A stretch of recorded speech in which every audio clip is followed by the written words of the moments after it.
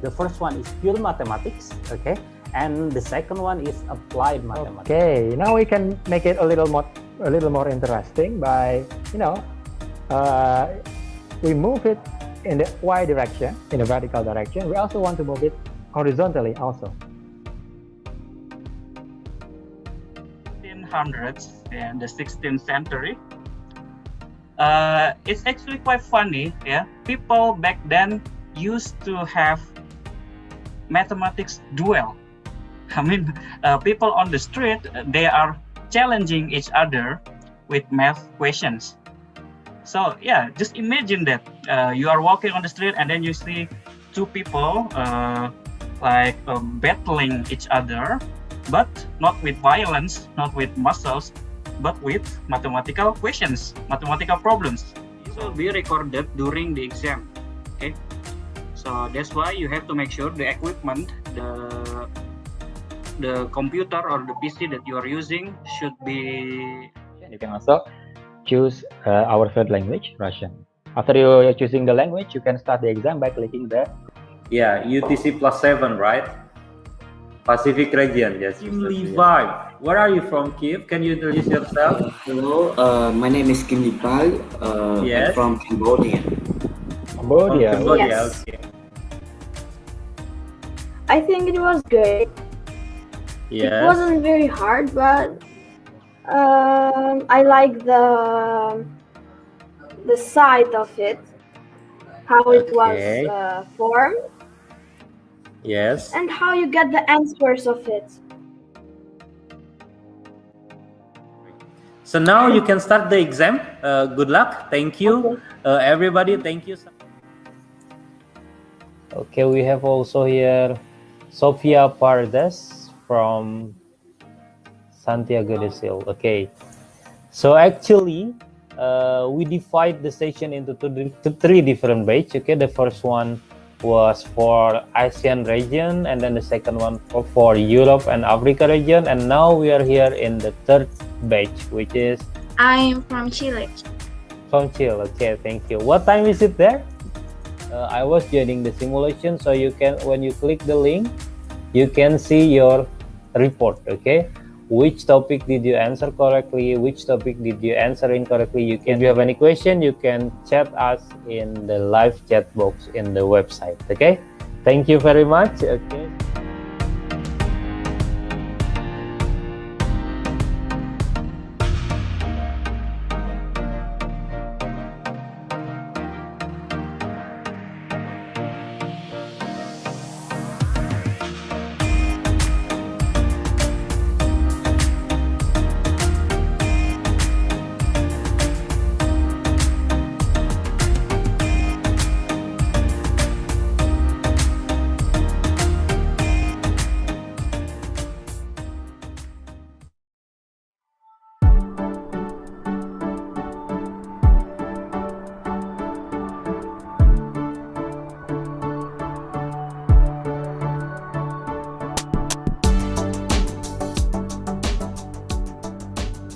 I feel so excited to join this competition because I can compete with other children around the world. The competition did well. I did well in it, but I don't know about the score. And I quite enjoyed it because it's making me think harder. When I was doing the competition, I kinda enjoyed it. Mostly because web design was decent and it used one of the best exam platform I ever experienced. So this competition was interesting and extraordinary. I was excited about participating in this competition. So the IMC 2021 competition was good and exciting. Of course, I really enjoyed this competition. The exam was very good but a little bit challenging. This is my second time participating in this event. The exam is actually quite challenging.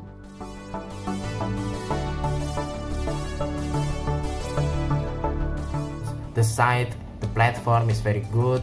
Every information is there. You just use the time, and the rule is there. You can do everything there. Unlike other competition, which the information is scattered everywhere, and you have to do a lot of stuff, and it's just complicated, and I don't really like it. It's professional, and the developers put very hard work on developing it. It's neat, it's easy to use, easy to understand. But overall, I enjoyed the competition because the platform we used was really easy to use, and I've got experience of joining online mathematics competition. About the platform IEMC uses, the platform is good and easy to understand for me. It's very good. I can use it very well and there is no error while doing the test.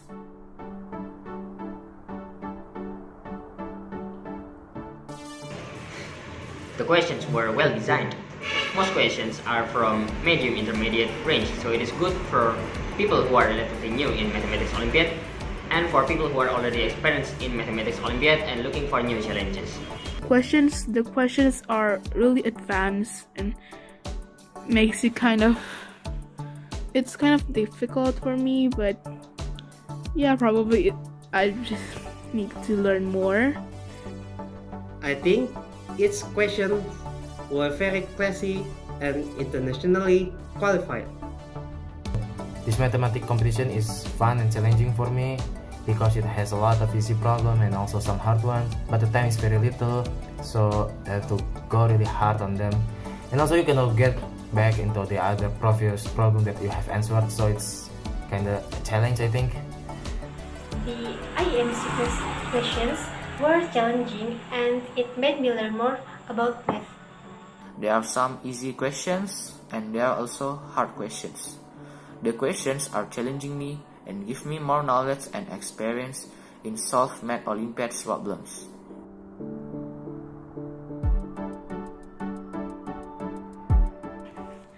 I think you need to increase the time because we need to think.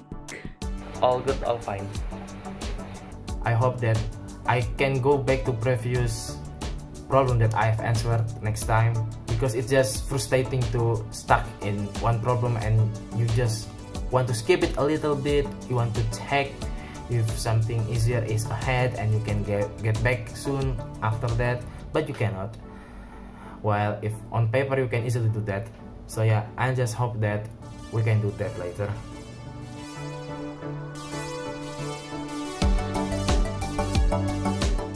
So yeah, definitely I am going to go into IEMC again next year. Yes, I will. Probably yes. Of course, I will join this IMC again because I like IMC very much.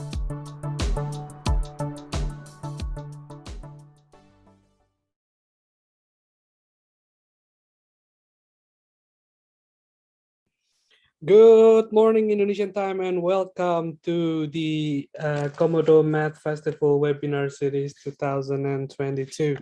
All right, this is it. One of the events that we have prepared for all of you who have registered to the Komodo Math Festival or who has yet to register to Komodo Math Festival, having interest in math and competition, international competitions and all that. So this is one of the programs that we have actually prepared for all of you guys.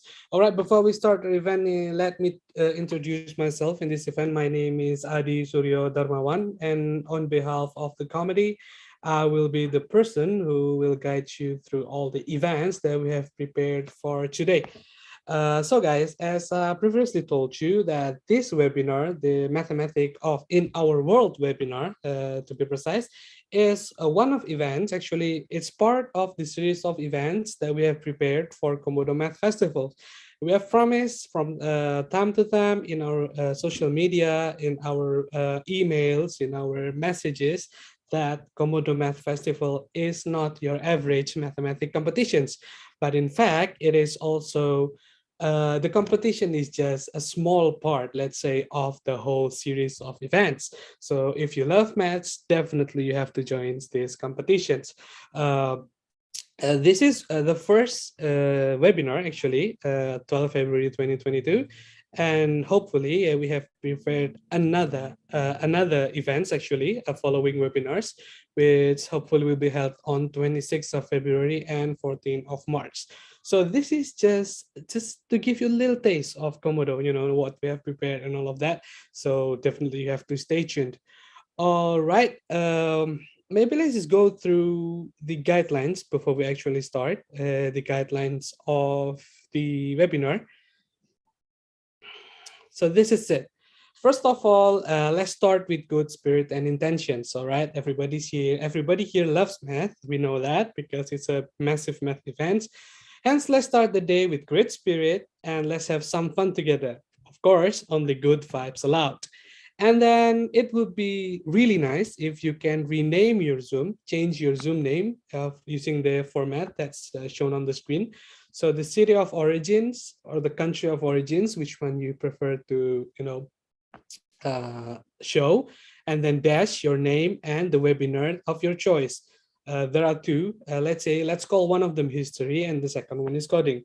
So you have seen in the posters and in other documentations that in today's webinar, there will be two different sessions, or actually two different rooms. The first one is the brief history of negative numbers, especially for students above 9 years old. And the other one is Introduction to Codings for Kids, which are specially designed for students up to 9 years old. Could you please show the screen again, Mr. Operator? The same screen that you just showed. All right, and then the next one, if you could mute your microphone, that'll be really good, because we have a lot of people over here. We do know that a lot of everyone's want to talk with each other, have some chit chats, maybe because a lot of new friends and all that. But for now, let's just make sure that the mic is muted. And then if you could turn on your camera and set the virtual backgrounds to the one that we have sent. Can we, if we cannot share the background, okay, I'll try to send the background later, but we'll prepare something, and then if you can change the background into the one that we have prepared, that would be really good, because it would be really cool with all the visuals and all that. All right. Also would like to announce a little bit things about the giveaway. Okay, the second, I cannot use the background, sorry, it's fine. If you can, that'll be really good. If you cannot, then it's fine. Maybe just turn on the camera so that, everyone can see each other really well. All right, and then I would like to announce a little bit of things before we start about the giveaway. Okay, so we have promised that we will have a few free registration vouchers on the way, and you can win up to three free registration vouchers just by following these 4 easy steps. First of all, if you're on Instagram, you simply have to open your Instagram and type @Komodo Math Festival, just the one just like shown on the screen, @Komodo Math Festival, and click on the follow button. Just that blue button, just smash it right now. And the second one, you simply need to post a screenshot or the photo of this webinar, just to prove that you are on the webinar, right? Just take a pictures of your screens or take a selfie with your screens or something like that. And then you can post it on your Instagram.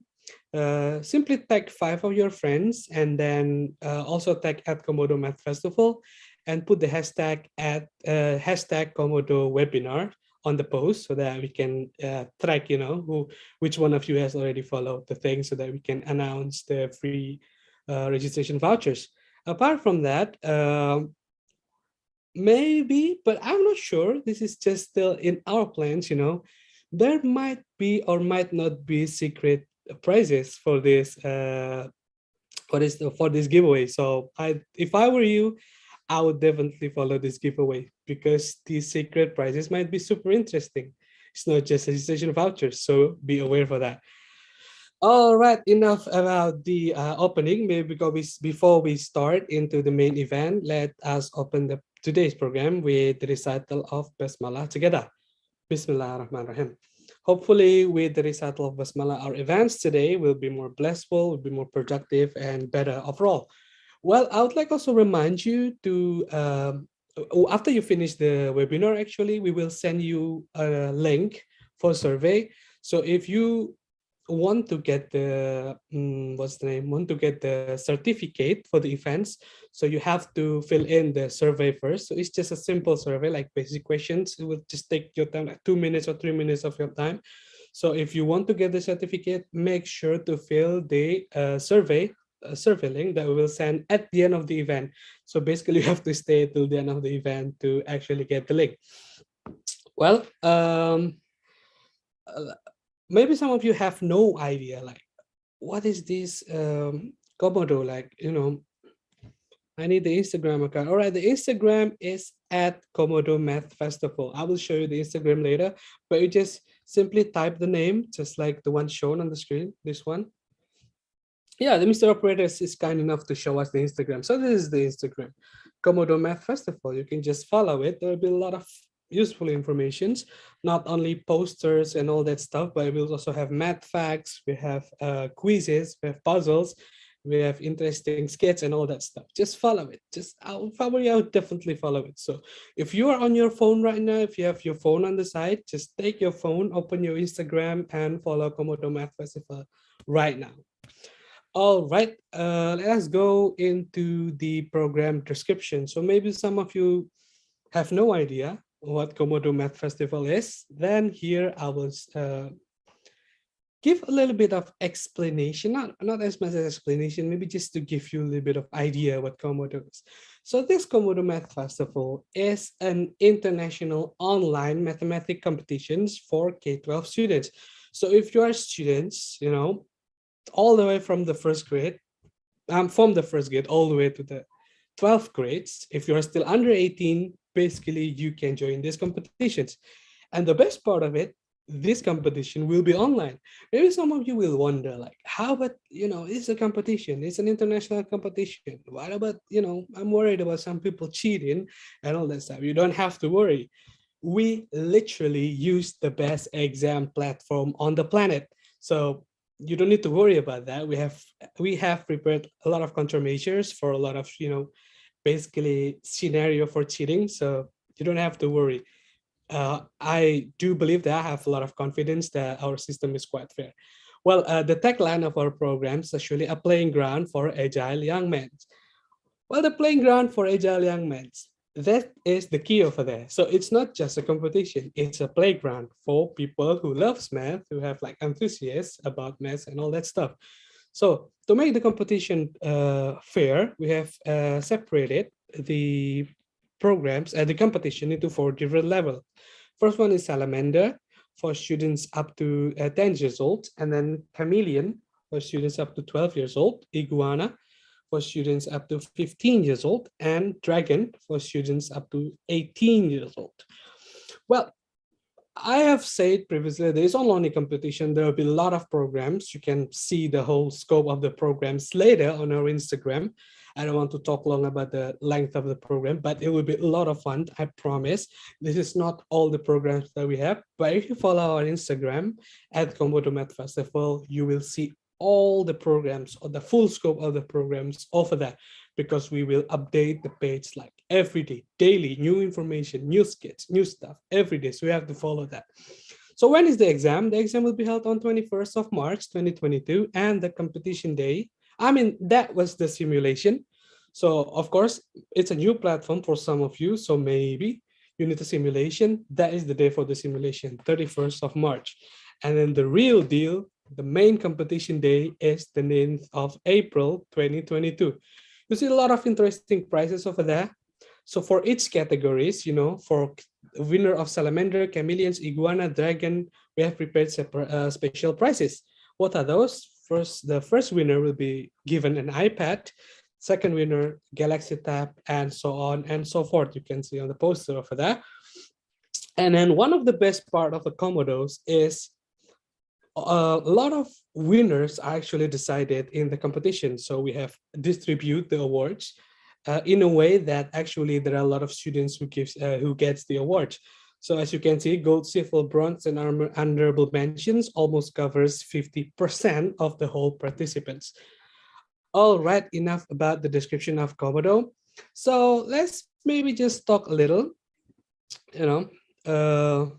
Some people has already written their name and their country. So where are you guys from? Let's just write it once again. Where are you guys from? Type your country and your name in the chat box right now. Come on, let's go. Let's start from me, right? I'll type it. Indonesia. Oh, I see Indonesia. All right. I see Tajikistan. I see Indonesia. Khaira. Okay, everyone, just follow suit. Follow suit. Come on. Type in. Type in. Type in. Type in. Everyone join. Everyone on YouTube as well. Come on, YouTube.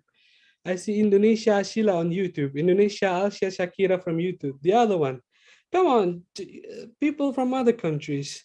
Don't let yourself be engulfed in the flame of Indonesian students. So I want you to show yourself. We have seen Tajikistan. We have seen what else? Most of them are Indonesian. We have seen Tajikistan. A lot of Tajikistan. Welcome, Tajikistan. We love Tajikistan. Pakistan as well. Thank you very much for coming. So the other students, come on, follow suit. Oh, Tajikistan. Okay, finally we have someone other than from Indonesia, you know. Tajikistan again. Tajikistan, Dadobuev Jamal. Wow, can see that. A lot of people from different countries. Oh, we have Nigeria also on YouTube. Well, welcome, Nigeria. You see, I'm not talking like, BS when I'm saying that this competition is actually international. A lot of people, not only from Indonesia, but also from other country actually are coming in this competition, in this webinar actually. All right. Another questions. So some of you maybe were in the grand opening, right? So any one of you, like, is there anyone who actually, oh, maybe can we disable that sound? Was that? Okay. Is there anyone who actually were in the previous competition? So if you didn't know about it, Komodo Math Festival actually an evolution from the previous competition, which was IEMC. It was called IEMC, International Universal Mathematics Competitions. So was there anyone who already has experiences in joining IEMC in the previous years? Or maybe, do you have any idea about IEMC? Maybe anyone, is there anyone? Because we have stayed, no idea.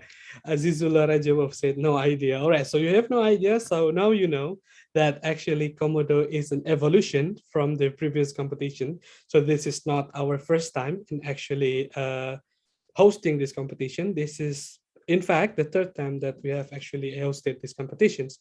So yeah, that is that. So unfortunately, it seems like there is no one who has already joined us in previous competitions.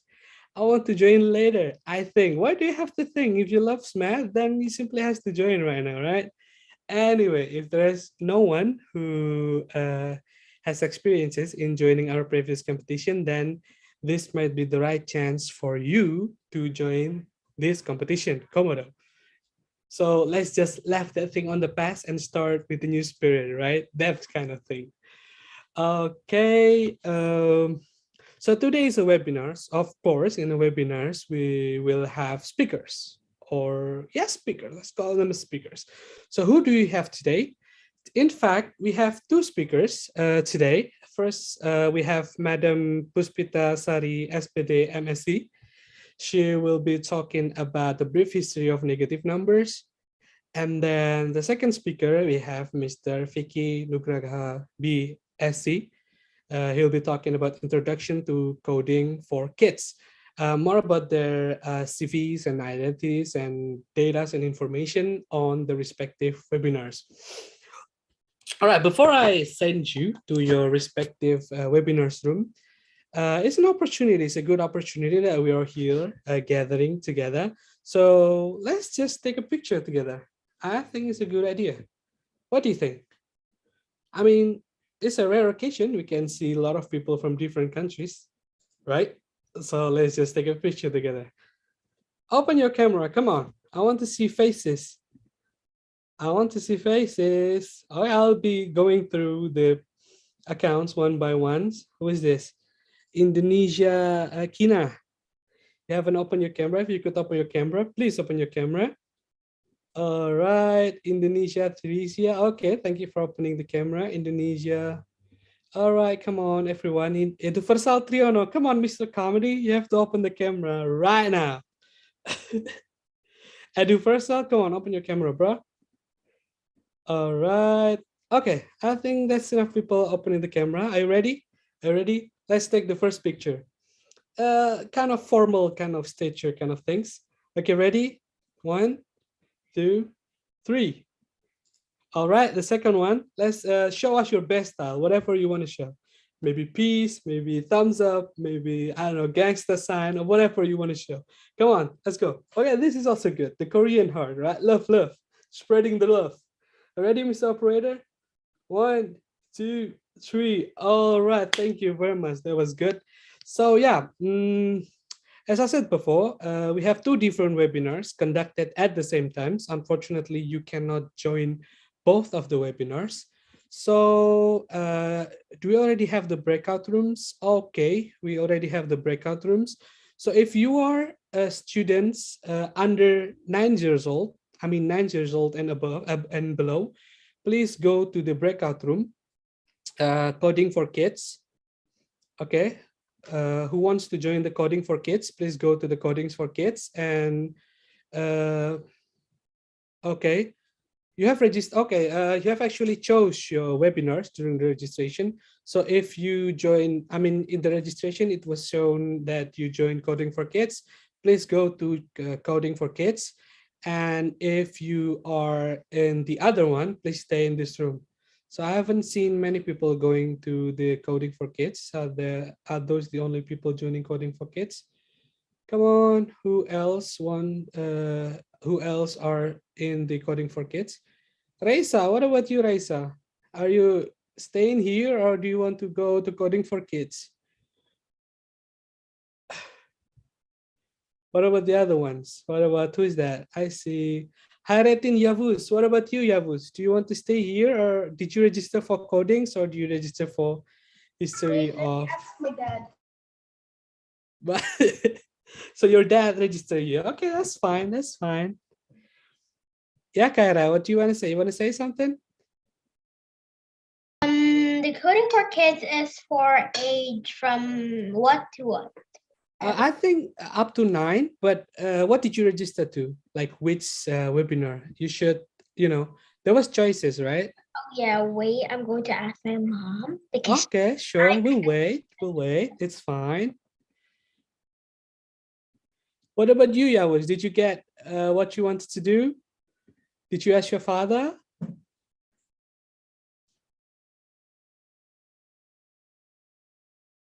All right, elementary school and middle school, please proceed to coding. That's the message I got from operators. Okay, is this the right one? I'll go through the participants one by one. Okay. What about Luis Anderson Yapendi? Did you register for coding or? I think I registered for the brief history of negative numbers. All right, cool. So you can just stay here. What about the other? Friends, guys, girls. I think this is it, right? No one wants to go to the coding anymore. Is this it? Can we start? Mr. Adekiki, are you here? I think Mr. Adekiki is here. By the way, guys, if you don't know, Mr. Adekiki is, in a way, a coordinator, kind of coordinator of this program. So yeah, he is the OG. If you want to know more about the programs, he's the guy to ask to. All right, I have received the green light to stay, to actually start the webinar. So let us have a little talk before we start with Madam Puspita Sari. Hello, good morning. Assalamualaikum, Madam Puspita Sari. How are you? Hi, good afternoon. Thank you. Waalaikumsalam. Oh, it's afternoon already. Oh my God, that's still morning. Because, we usually start in the morning, so this is kind of cool. Yeah. So, sure. yeah, wait. I was actually given some information about you. Or maybe Hannah. Hanan, do you get the information from Mr. Adekiki about Madam Puspita Sari? Did you get the CV? or let's just hear from the master herself, right? What do we need the CV for, right? Okay, so from what I heard, you actually finish your master degree in Netherlands in Utrecht, right? Yes. Wow, that's awesome. See, guys, if you actually are enthusiastic about math, you can go all over the world just to study the thing. And master degree of research and development in science educations. Wow. And even the National Institute of National Institute of Education, NTU Singapore. So here you finish your doctorate, is it right? Yes, now I'm still in my third year of my doctoral study. Oh, So, wow, yeah. doctoral studies, right? So I started in January 2020. Okay. It's still ongoing. Wow, so I bet, like, I guess your love towards math is what drives you to actually study, to want to understand the subject even better and better, right? Yeah, I guess so. So what are we going to talk about today, madam? If you may give a little bit of spoilers to the friends. Okay, so based on the poster, maybe that many of you have seen, that we're going to talk about a brief history of negative numbers. So it's not a complete or a comprehensive history, but I will point out some important people in the historical development of negative numbers. All right. I'm sure that all of you are impatient, actually, really want to hear more about this subject, maybe tired of listening to me speaking. So, Madam Puspitasari, the time is yours. Okay, thank you so much, Mr. Adi. Can I share my screen now? Yes, please. Okay.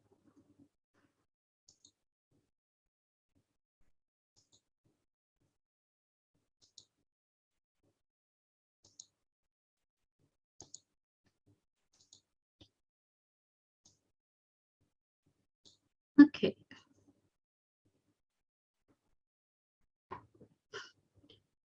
Yeah, can you see the title slide? Yep. All right. So once again, good afternoon, everyone. And first of all, I would like to say thank you for the committee for inviting me to this event, and also for everyone who are attending this webinar session. So I'm so happy to be here, literally speaking, to be here in my own room at my desk. So I hope that you're happy too, at wherever you are at your convenient time and place. So I'm very honored to be invited here to speak about one specific topic of mathematics, which I think, in my opinion, is very interesting to know. So but I hope that in this session, I will not be the only one who will be speaking. So as I will kindly invite your active participations during this session. So if you don't mind, maybe you can grab your paper and pen first, so that we can do some activities during this webinar session. Okay. Just grab some that are closest to you, and it will be better if you have a red pen and a black pen as well. So okay, have you got some?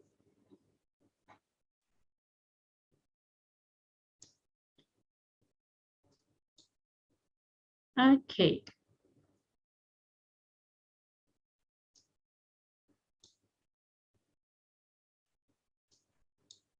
So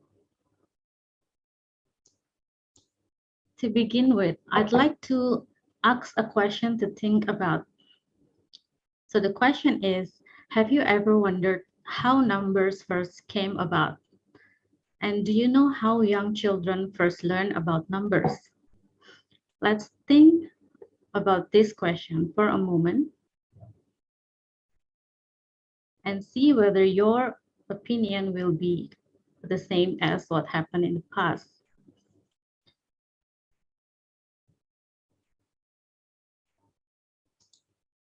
So it's about 4,000 years before the Common Era, or about 6,000 years ago. Can you imagine? It's 6,000 years ago. So the ancient people used simple straight marks or tally marks to record their belongings, such as animals or their crops. So they made a one-on-one correspondence between the objects being counted and the tally marks. So basically, they used numbers to count objects.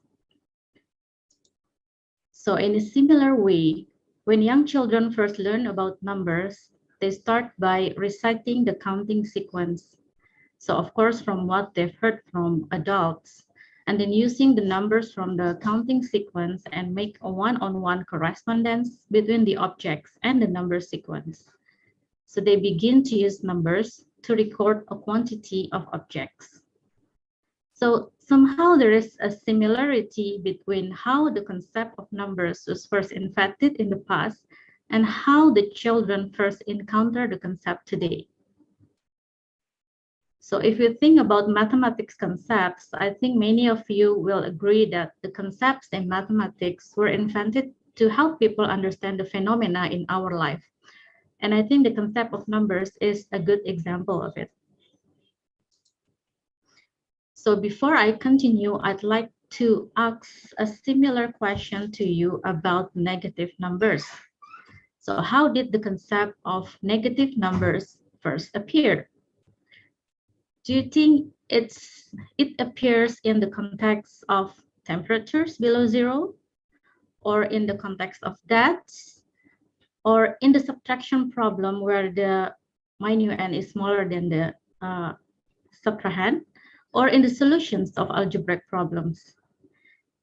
Could you please type the link joinmyquiz.com and I'll give you the code to give the answer of this question. Okay, wait a minute. Okay, you can type joinmyquiz.com.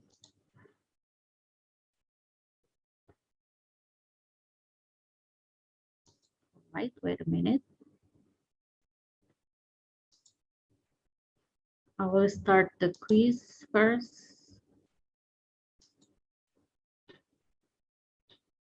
So is there any one of you who have difficulties to go to the website?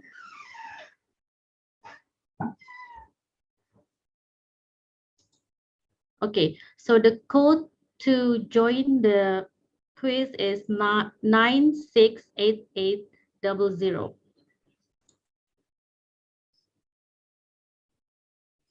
What's the code again? 968800. 96, wait a minute.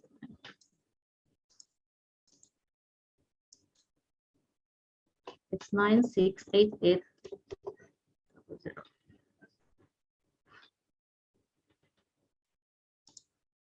Okay, so I've got 2 participants now. 3.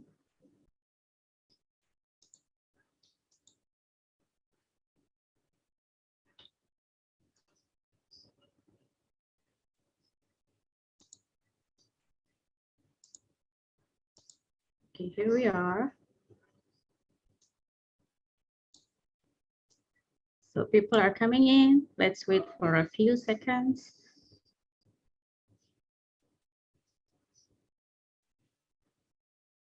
So I think you can start and give your response.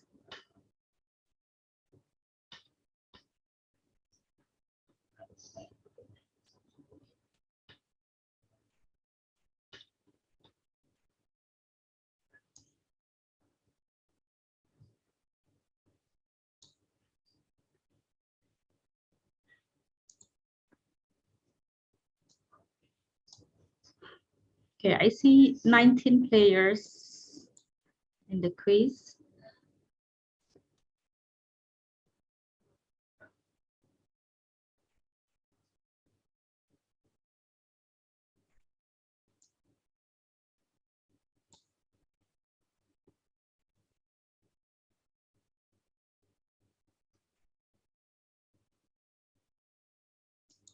So this is actually just polling, so we do not know yet which one is the correct answer for the question.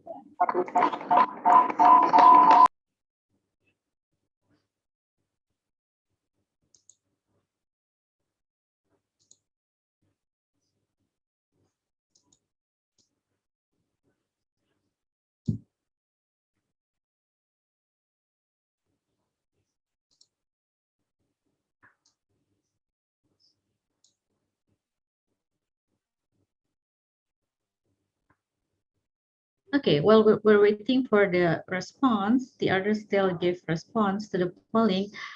I will continue with the historical part of this story. So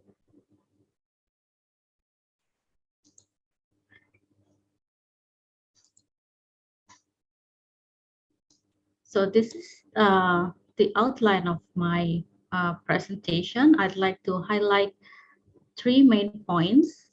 First is about the concept of negative numbers in the BCE era.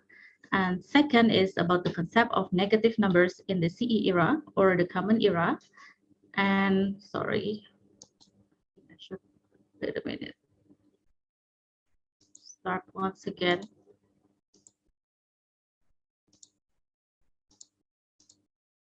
Yeah.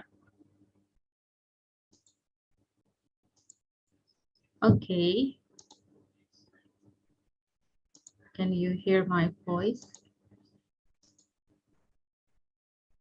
Yes. Okay.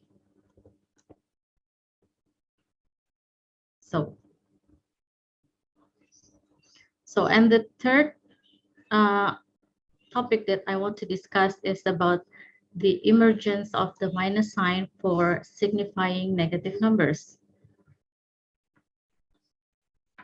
So when we talk about the concept of negative numbers in the past time, please don't imagine the negative numbers as we use it today. For example, -2 with minus sign in front of it, because during its historical development, the numeral was not even the same as we use it now. So it was around the 19th century that the mathematicians finally agreed to the formal definition of negative numbers with the minus sign. And let's begin with a story from the BCE or before the Common Era. So it was 100 years before the first year in Gregorian calendar. The first recorded use of negative numbers was found in an ancient Chinese mathematical textbook called The 9 Chapters on the Mathematical Art. So this textbook is very phenomenal in the history of mathematics because it documented the most important mathematical works in China's long history. It covered various topics discussing methods to solve everyday problems such as engineering, surveying, trade, and taxation. So in the textbook, particularly in chapter 8, the concept of negative was found in a system of linear equations involving the selling and buying context. So the Chinese used red rods for positive numbers and then black rods for negative numbers. So now let's move on to the problem that was presented in the chapter 8 of 9 chapters on the mathematical art. Now I want you to grab your paper and pen once again and try to solve this problem. So can you read the question? By selling 2 cows and 5 goats to buy 13 pigs, there is a surplus of 1,000 cash. The money obtained from selling 3 cows and 3 pigs is just enough to buy 9 goats. By selling 6 goats and 8 pigs to buy 5 cows, there is a deficit of 600 cash. What is the price of a cow, a goat, and a pig? So what I want you to do is not to solve the problem, but to write down the mathematical expressions of this problem.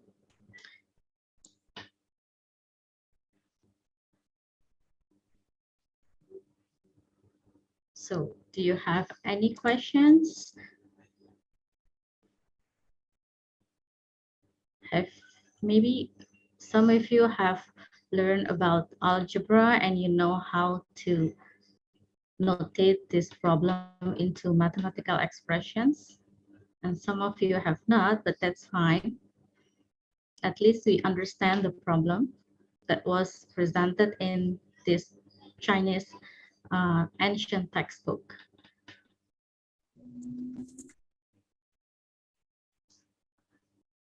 Okay, so let's look at the algebraic notations of the problem. So for example, C is the price of a cow, and G is the price of a goat, and P is the price of a pig. So you can write down the mathematical expressions associated with the selling and buying context. Or you can also use X, Y, and Z to represent the price of each animal. But please remember that this is the modern notation that we're using today. This is the mathematical equations that we're using today. So this is not what they wrote in the past. So what they did in the past is basically similar to the Gaussian elimination method. So if you have heard about the Gaussian elimination method, this method arrange the coefficient of the algebraic equations into matrix form. So you can see the coefficient of the first equation is 2, 5, and -13. It's in the first row of the matrix, and 1,000 in the right side of the matrix, and so on for the second question and for the third equation, sorry. So we can solve this problem by performing a subsequent operations to each row of the matrix until we get the identity matrix, and then finally find the solutions for X, Y, and Z. And interestingly, this solution method is actually similar to what the ancient Chinese have done in the past. So now please use your pen, red pen and black pen. So pretend that we are an ancient Chinese people who are trying to solve this problem.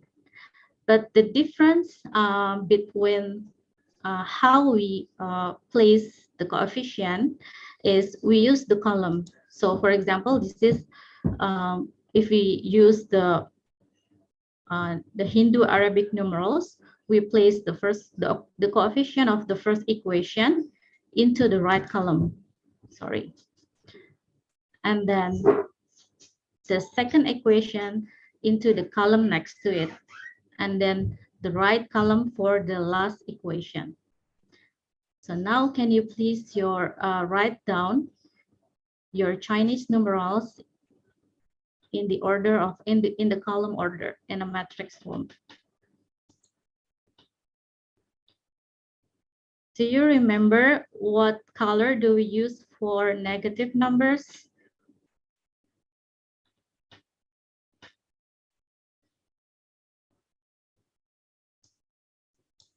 Are we using black or red for representing negative coefficients?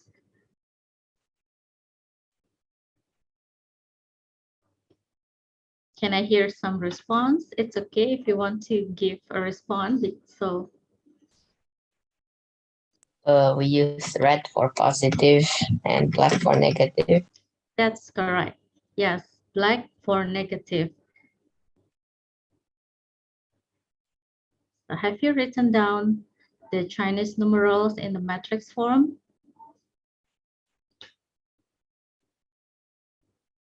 And maybe you can check if you have. Do you need more time or you have?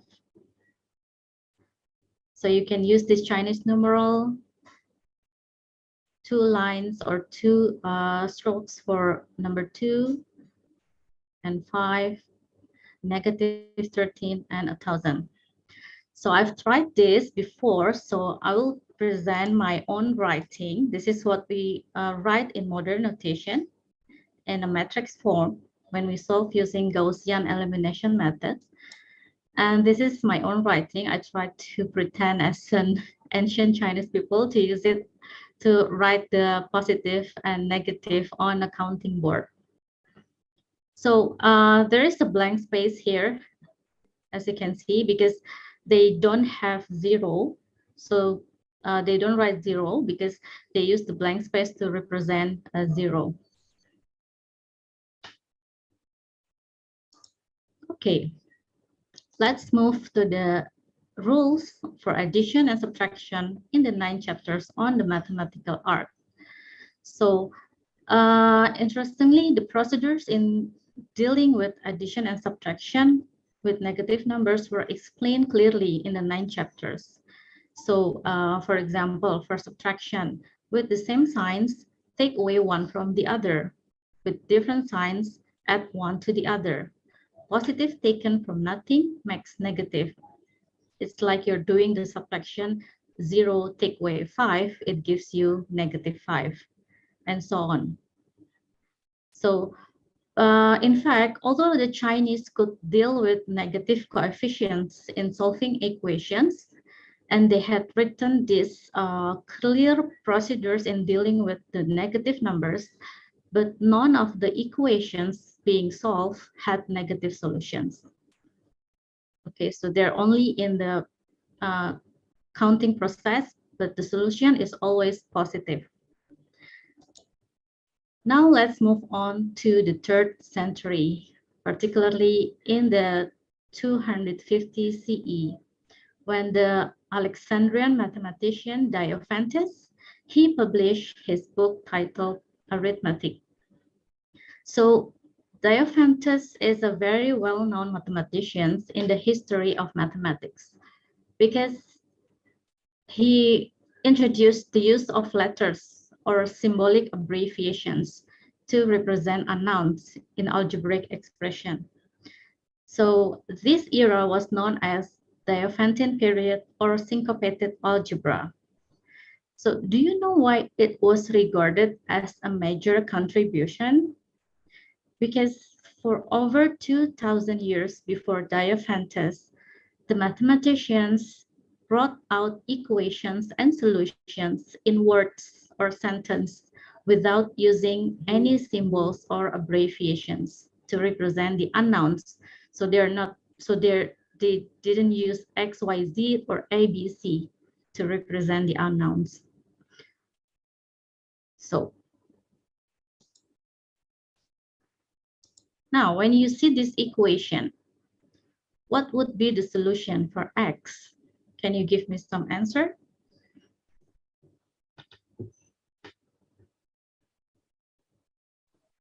-4.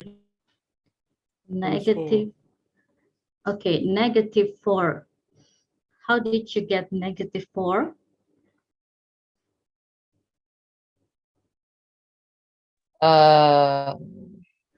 We move 20. I mean, we subtract both sides by 20. So it would 4x equals -16, and then we divide -16 by 4. We move the 4 to the other side. So x equals 4. Thank you very much. So yes, when we see this equation, of course, we know the solution. It's -4. We all agree that. But at this time, Diophantus thought that solution to this problem was absurd. For him, it doesn't make sense because you cannot have the sum of two numbers less than the two numbers being added, because 4 here is less than 20. So it doesn't make sense for him. So it emerged from the context of algebraic problems where the negative solutions were rejected at the time. So actually it's interesting when you can do a little experiment with your sisters or brothers under 6 or 7 years old, or maybe under 10, try to ask question. For example, can you mention a number when 10 is added to the number, it gives 2, or the sum is 2.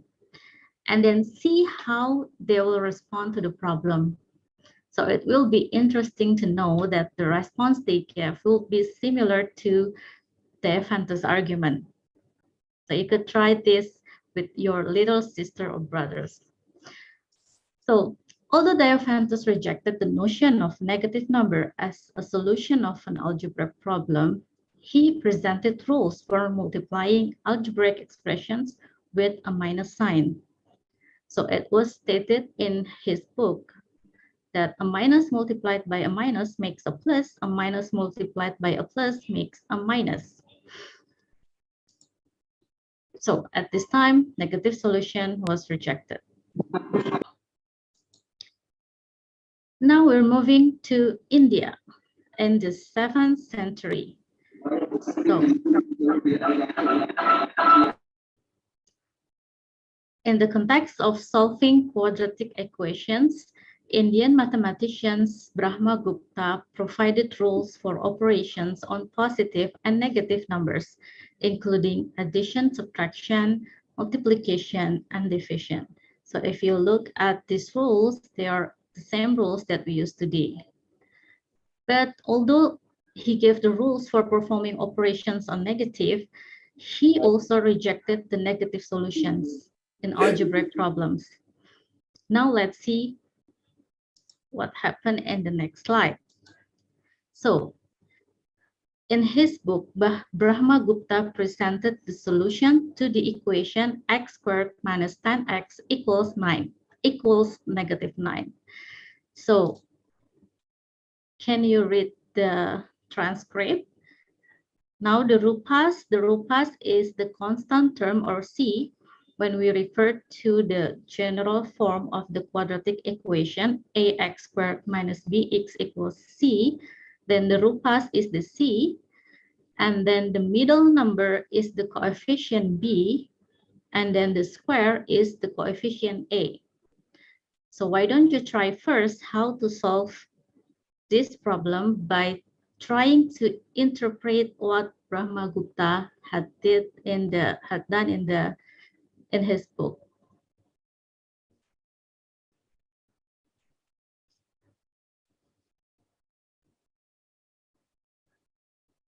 So you start from the rupas, it's the c, the negative 9, and then multiplied by 4 times the square. The square is the coefficient a. The coefficient a is 1. So 4 times 1 is 4. So multiply negative 9 by 4, we get negative 36. And then add it to the square, 100. The square of the middle number. We know that the middle number is 10. So we add to 100. So try to write something on your paper and see whether you have the same answer as mine.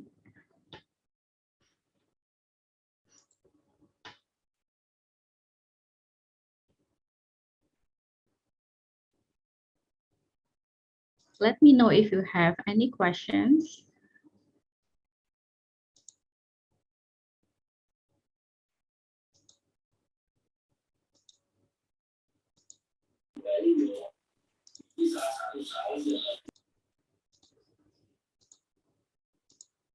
Okay, now let's look at my answer. So we have this equation, x squared minus 10x equals negative 9. And then Brahmagupta said, multiply the rupas, or negative 9, by 4 times the square. So it gives negative 36. And then add it to the square of the middle number. So he was trying to eliminate the negative 36 by adding a bigger positive number, which gives 44x squared minus 40x plus 100 equals 64. So, and then the following procedure is you completing the square. So 2x minus 10 all squared equals 64. And then what he did next is he only considered one solution, which is 8 as the square root of 64, which gives him positive 9 as the solution. So what happened here is actually the quadratic equation 2x minus 10 all squared equals to 64. It has two solutions that are 8 and negative 8. But Brahmagupta did not mention the negative square root. So at this time, the negative solution once again was rejected. Okay. Now, several hundred years after Brahmagupta, Bhaskara gave the following problem. The fifth part of the 2 plus 3 squared had gone to a cave, and one monkey was inside, having climbed on a branch. Say how many there were. So I'll give you a few minutes to think of this problem and try to make sense of this problem, and probably you can produce a quadratic equation associated with this problem.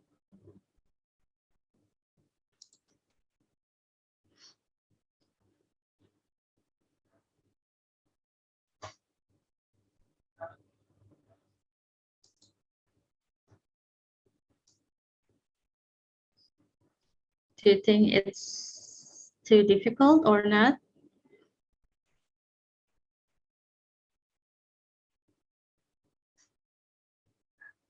Just try. Write something on your scratch paper so that you really can experience what the challenges that the mathematicians in the past had when dealing with negative numbers. So, do you have the same equations? So the fifth part of the 2 plus 3 squared had gone to a cave and one monkey was inside, having climbed on a branch. Say how many there were. So by using modern notation, we can use this problem. We can write this problem into this equation. And if we simplify, we remove the fraction part, we can get this quadratic equation. And then by doing factorization, now we have how many solutions? 2. There are 2 solutions, 50 and 5. Both are positive numbers. So in this case, Bhaskara rejected positive 5 as the solution. He only considered the positive 50 as the solution of this problem. Can you give me a reason why he rejected the positive 5? Okay. Maybe because 5 minus 50 is negative. 5 minus 50 is negative. That is correct, but that's not answering this question. And try once again.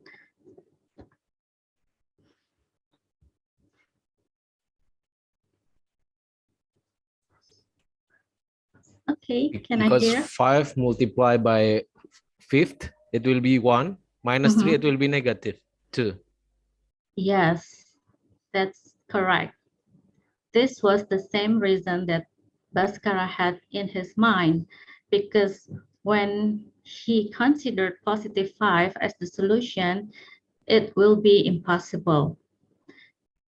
He could not take away 3 from 1 because a fifth from 5 is 1. So 1 take away 3 is not impossible. So it's impossible, sorry. So once again, it's rejected. Okay. So, however, in India and China, they were very fluent in the use of negative coefficient or negative quantities in calculations, but they're still very hesitant to accept the existence or to have negative answers as a solution of mathematical problems. So now we're moving to the Arab mathematicians. Starting in the 9th century, Muhammad ibn Musa al-Khawarizmi, in his textbook Al-Jabr wal Muqabala, he presented 6 standard forms for linear quadratic equations. So if we can compare with the general form of quadratic equation that we know today, it's ax squared plus bx plus c equals 0. He didn't use it because he also considered about negative solutions. So he divided these 6 types of equations. So in this case, he only dealt with positive terms in the 6 standard forms. And interestingly, he produced solutions using both algebraic methods and geometrical diagrams. So let's see one example of the type 4, how Al-Khawarizmi proceed with this problem. Can you see the equation? We have x squared plus 10x equals 39. It's a type 4 among the 6 standard types presented by Al-Khawarizmi.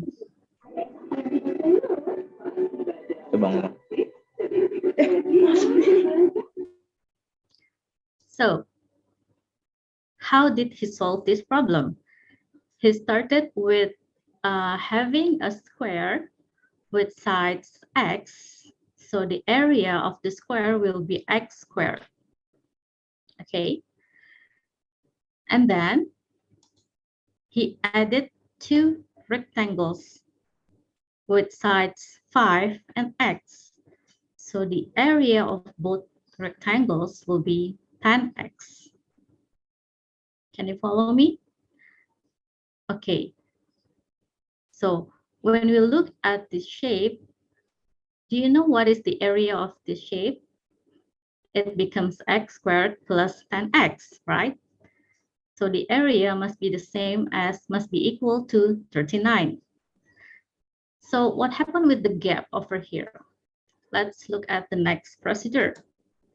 So the blue shaded area equals to 39, right? And the gap, the area of the gap is 25 because it's 5 times 5. So it gives 25. So what happened next is that he looked at the bigger square, which area is 64. So 64 comes from 39 plus 25. So if you have the area of the square is 64, then you will absolutely know what is the side of the square. It's the square root of 64. It's 8, right? So it means the x will equal to 3. So this is how Al-Khawarizmi approached this problem. So when you're doing your own solution, can you solve this problem with your own strategy and then let me know what will be the answers for this quadratic equation? What will be the roots for this quadratic equation? Okay, can you give me some answers?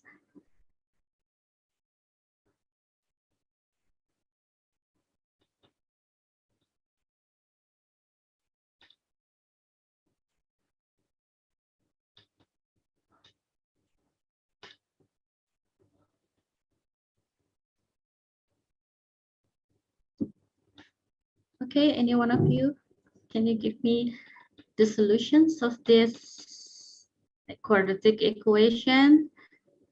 Does it only have one solution or more than one solution?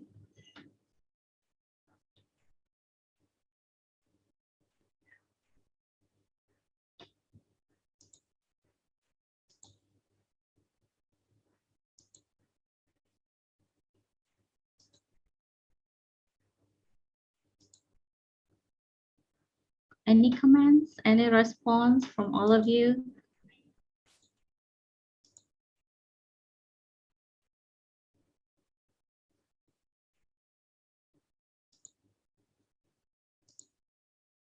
Okay, so if we do the factorization, then we will have these two factors, right? X plus 13 and x minus 3 equals to 0. So what would be the solutions for this quadratic equation? There will be two solutions, negative 13 and positive 3. But what happened in the past when Al-Khawarizmi presented this in his textbook, he didn't consider the negative 13. So the negative 13 was rejected. Negative solution was once again rejected. Because why it was rejected? Because the negative results in geometrical sense was meaningless. For example, you cannot have minus 13, an area of square which area is minus 13, or you cannot have a negative length. So that's why he rejected the negative solution. Okay, in the 10th century, Abul Wafa, in his book, he provided an introduction to various practical mathematical ideas, including mensuration, taxes, units of money, and payments to soldiers. And based on the literature that I've read, this is the first book in the medieval era which presented negative numbers in the context of debts. So Abul Wafa used negative numbers to represent debts. He also gave an example that a subtraction of 5 from 3 gives a debt of 2. Then if it is multiplied by 10 gives a debt of 20, which when added to a fortune of 35, fortune is a positive number, it gives 15. And then in the 12th century, Al-Samawal introduced negative coefficient and expressed his rules for dealing with these coefficients in his algebra text, Al-Bahir. So if we subtract an additive number is a positive number and subtractive number is a negative number. So if you subtract an additive number from an empty power, the same subtractive number remains, it's negative a, for example. If we subtract the subtractive number from an empty power, the same additive number remains. If we subtract an additive number from a subtractive number, the remainder is their subtractive sum. If we subtract a subtractive number from a greater subtractive number, the result is their subtractive difference. And if the number from which one subtract is smaller than the number subtracted, the result is their additive difference. So this was the works of Al-Samawal in the 12th century. Now, by the turn of the 13th century, not many works related to negative numbers developed in Europe, while in India and China, they had been very fluent in using negative quantities in calculations. So it was in 1202 in the book of Liber Abaci, or Book of Calculation, by Leonardo of Pisa, or better known as Fibonacci. He is an Italian mathematician, and he was the one who introduced Hindu Arabic numerals and gave a brief discussion of negative numbers embedded in the context of money and debts. So Leonardo spent much of his early life learning Arabic and studying mathematics under Muslim teachers. And although he usually rejected negative solutions to a quadratic equation in his other textbook, Flaws, he showed negative solutions in a financial context and interpreted negative numbers as a loss as opposed to a gain. He also demonstrated an understanding of the basic rules for addition and subtraction involving negative numbers. And then around 300 years later, after Leonardo of Pisa, Cardano, in his Ars Magna, worked out the solutions to various cases of cubic equations. So now they have extended the equations into cubic equations. It's not only the quadratic equation. So in this equation, it included negative roots, but he called these negative roots as fictitious, while the positive roots as real. So interesting fact, Cardano was the first to introduce the complex numbers. So maybe some of you have heard about the complex numbers. It's when you have the square root of -1 as the imaginary numbers. But let's look at the following problem. It's Cardano problem, where he first invented the complex numbers. Okay, so this is the problem. Divide 10 into 2 parts such that the product is 40. Now, I'll give you some time to write something on your paper, work on this problem, and see what are the numbers that you have.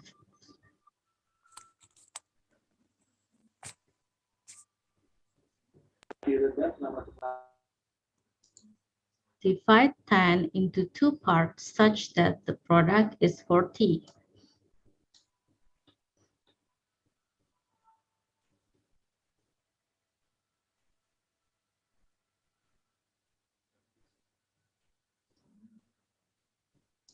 Have you tried it out? Can you have two numbers whose the sum is 10 and the product is 40?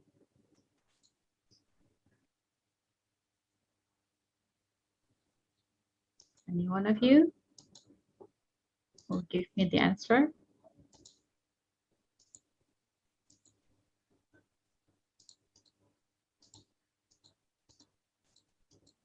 Okay, now let's look at the solution. So let's assume that the two numbers are x and y. So the sum of x and y is 10. And then the product is 40. Now we have two equations, 1 and 2. Now we can substitute 1 into 2, and then we do the multiplication. So we have 10x minus x squared equals 40. We can rearrange the equations, and then we can do the completing square strategy to solve this problem, which gives x minus 5 squared equals to -15. So what happened here is we have a solution in, we have a negative number under the square root. So this was the first time when Cardano invented the complex numbers. So the solutions of the problem are 5 plus the square root of -15 and 5 minus the square root of -15. Now let's move on to the 17th century. It's Rene Descartes. In his geometry, he produced a new field of mathematics, namely analytic geometry. This field of mathematics incorporated algebraic methods into geometric problems. So Descartes showed how equations are built up from their solutions. If a polynomial equation has, for example, x plus 5 as one of the factors, then the equation will have a negative root, or he stated as false root, because x plus 5 equals 0 will give a negative root. So at this time, Descartes also rejected negative solution. But for you to know that Descartes was the one who introduced the modern algebraic notation, where letters chosen from near the end of the alphabet, such as X, Y, and Z, to designated unknown quantities. And the Cartesian coordinate system is also named after him. And then move to Albert Girard in his discovery in algebra. He noted that a negative solution of an equation, by stating that the minus solution is explicated in geometry by retrograding. So the minus goes backward where the plus advance. And in the context of geometric problems, a negative solution was distinguished from a positive solution by its direction. But far before Girard, the Babylonians' geometric approach to quadratic equations showed that a negative solution made no geometrical sense, as we have discussed before. So the negative solution was ignored. And also in Euclid, he would never have considered a negative number, because in the book of Elements of Geometry, he represents numbers as a line segment. So we also have John Wallis. Maybe if you know the number line, I believe you all know the number line. We use the number line nowadays to position numbers. The positive numbers are located on the right of 0, and negative numbers are located on the left of 0. So the first person to recognize the link between negative numbers and direction was John Wallis, a mathematician in the 17th century. He was also the first to come up with the idea of a number line as a geometrical representation of the number. Then Newton also illustrated a negative quantity on the number line as a result of a subtraction problem when a large affirmative quantity or a positive number is subtracted from a smaller one. For example, 2 take away 5. Now the third part of this webinar session is the emergence of the minus sign, because in the past there are there are various signs to identify subtraction or minus negative numbers. For example, Diophantus in the 3rd century, he used this symbol to indicate a subtraction or a minus or a negative term in an equation. And then in Chinese, Li Yi, she used a diagonal stroke on the last digit of a number to identify a negative number. And then Pacioli, an Italian abacist, he used this symbol to represent plus and minus with the bar above the letters P and M. This was to indicate some missing letters. And then in the 15th century, Nicolas Chuquet, he used the symbol M with a bar above it. And then in the 15th century, Johann Wittmann in German, he used the signs positive and the sign minus, but they did not refer to positive or negative numbers. They referred to surplus and deficits in business problems. And then in the 16th century, the same symbols for plus and minus from Pacioli. And then in the 16th century in Dutch. This is where they first used the signs in algebraic equations. So you have seen how the science was developed over time. And in the 17th century, it was Thomas Harriot who used the minus sign to denote the negative. And then also a French mathematician, but he used the sign to signify a remainder to eliminate or to correct an error made in assumption, not to identify negative number. And then in the 19th century, Peacock, in his treatise on algebra, he defined a symbol negative a as a negative number. So now we've come to the conclusion. It took almost 2,000 years for mathematicians to accept the negative number concept as it is now. And the concept of negative numbers did not appear in isolation. It first emerged from situations involving algebraic problems. So the idea of negative numbers was often rejected by mathematicians in the past. It happened not without reasons. The interpretation of negative numbers as magnitudes, such as the quantity of object, impeded the acceptance of the concept. And the oldest civilization who had developed the negative number concept was Chinese, followed by Greek, Indian, Arab, and then European. And the minus sign had been used with different meanings before it was first used as the symbol of a negative number. For example, the minus sign to indicate a subtraction or a number to be subtracted, or a number in the wrong position, or negative sign as a debt, as a deficit. And finally, this is the symbol for a negative number that we use it today. So, long story short, since the 19th century, the negative number as we know it today is defined as an extension of the natural number system, including zero. Well, this is the end of my presentation, but once again, I would like you to join my quiz, joinmyquiz.com, and then I will give you the code. There are some questions. Okay.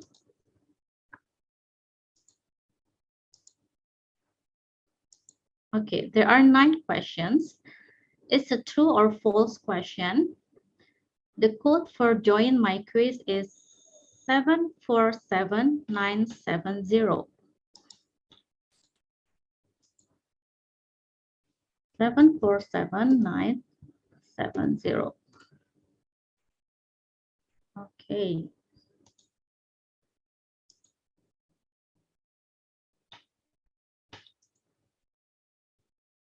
Okay, we have 4 participants, 5.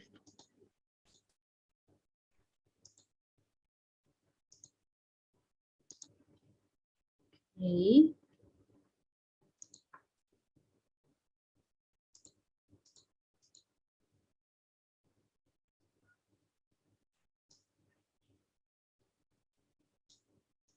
So how many participants that we have in this room?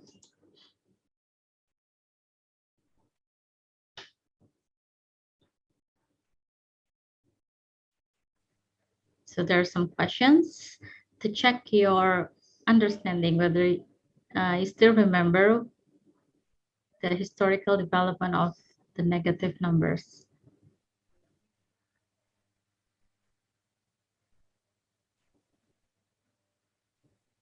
Okay, there are 13 people. Okay, I think I will start now. Okay.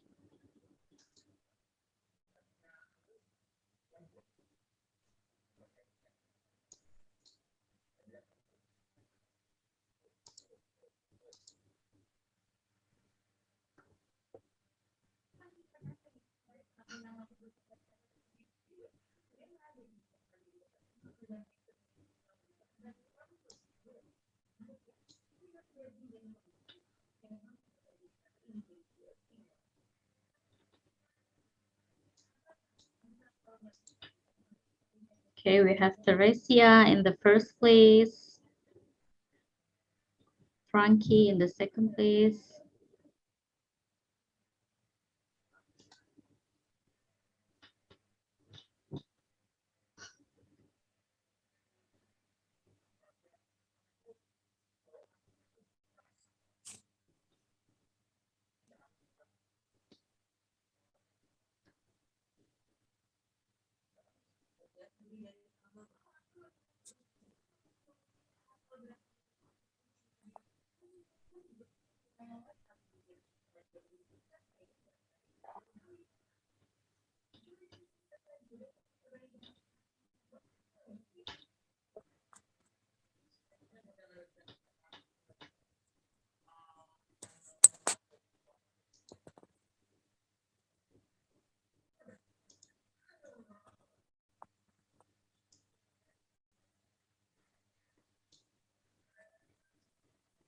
So Rehan is still leading now in the first place, and Teresia in the second place.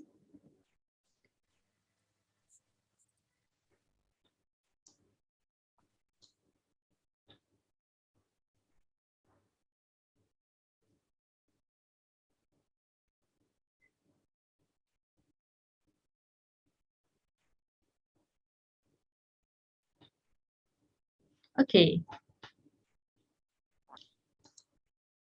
I think we already have, wait a minute.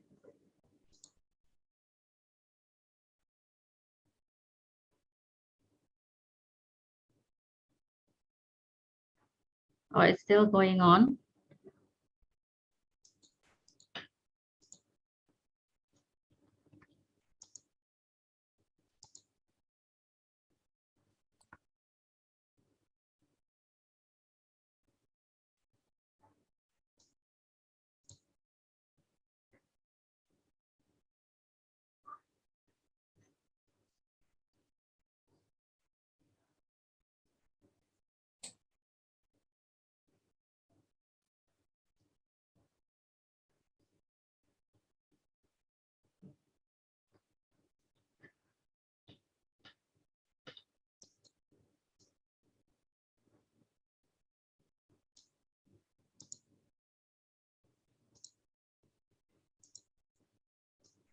Okay, for the committee, maybe you can let the audience know what will they receive as if they win the first and the second place. All right, surprise, surprise. We haven't announced it before, but for the first and the second winner of the quiz, actually will receive the free registration vouchers. So that is that. So it's Rehan Adiguna and Teresia. They're the two winners from this quizzes. Congratulations. Yeah, Please contact us congratulations. from Instagrams, right?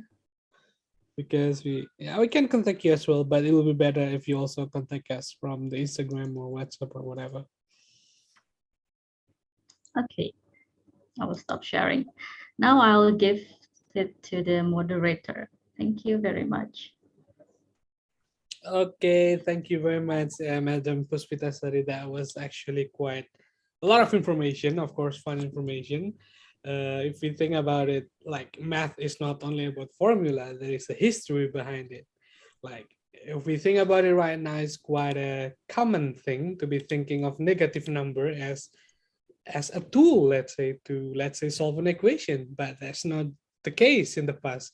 There are a lot of, let's say, philosophers, mathematicians had to go through a lot of different problems in order to find or define that negative numbers. Because yeah, as Madam Puspita said, if you think about it, it is absurd, right? Because negative, it represents like inexistence, if you think about it, right? And then if you have something, I mean, math was used to define something real, goods, like let's say cows, pigs, or something like that. But if you think of the negative number as inexistence, then it defeats the whole purpose of the whole numbers thing, right? Well, that's super interesting if you think about it. Well, thank you very much for the thing. Maybe we can take pictures together with the guys to commemorate this good sessions. So operator, are you ready? Okay, you guys ready? All right, pose up. Luis, pose up. I know you like to pose. Pose up, Luis. I'm waiting for your pose. Okay, open your camera, please. Guys, girls, friends, families, math families. All right, ready? 1, 2, 3.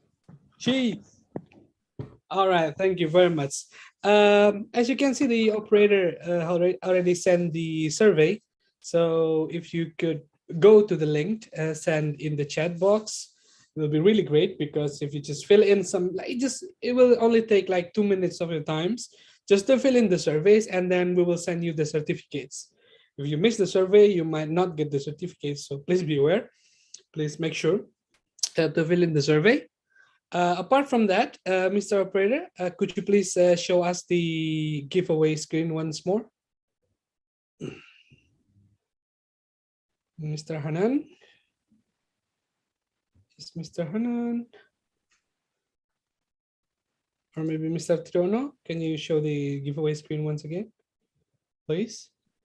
While waiting for the screen to be ready, I just want to remind you about the another webinars. So this is just the tip of the iceberg. This is only the first part of many series of events that we have actually prepared. The following webinar will be on 26th of February, and the next one will be on 14th of March. So please be aware about that.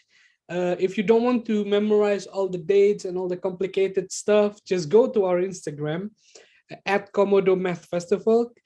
Click on the follow right now. Okay, I'll wait for you. I'll give you 30 seconds. I'll give you 30 seconds to grab your phone and open your Instagram and follow our Instagram. Let's wait for 30 seconds, right? Okay, starts now. So yeah, go to your phone. Take your phone. I'll be waiting. I'll be waiting here. Go take your phone, open your Instagram, and follow us. Just type in Komodo Math Festival not .com, but Komodo Math Festival, and just click that sweet follow button. Please, please.